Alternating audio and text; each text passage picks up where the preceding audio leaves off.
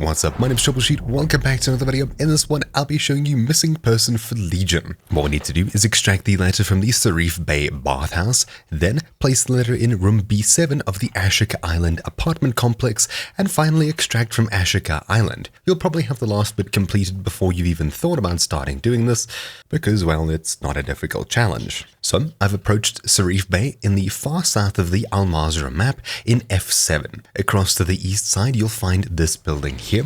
This is where we'll need to head. Just around the front of it, I'm pretty sure, we'll find what we're looking for. So, if you don't want combat, clear out the area before you push towards it with a silenced weapon. It's relatively easy to clear as there's not too much around the area. Now, around one of these corners, we should find it. Here we go. So inside here, you'll find just under this fountain a driver's note. This is what we're looking for, worth $500. Now that you have this, all we need to do is extract. Now we'll go ahead and hop into Ashika Island so we can place the letter in room B7 of the Ashika Island apartment complex. So we'll keep it on us. Right, now that we're back on Ashika Island, in the top left, nearby E4, zooming in, this is where we need to go in this left corner here.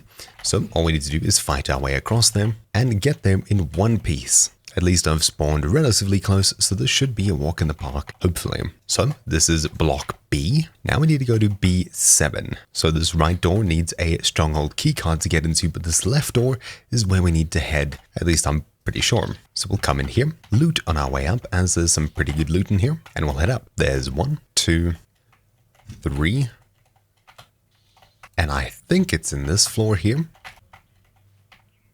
Right, so I wasn't even paying attention, just running into this room here on the top floor through the window or through the door actually counts for the mission, and all we have to do now is extract from Ashika Island. That's it for this quick video, so thank you all for watching. Mine has been Troubleshoot, and I'll see you all next time. Ciao!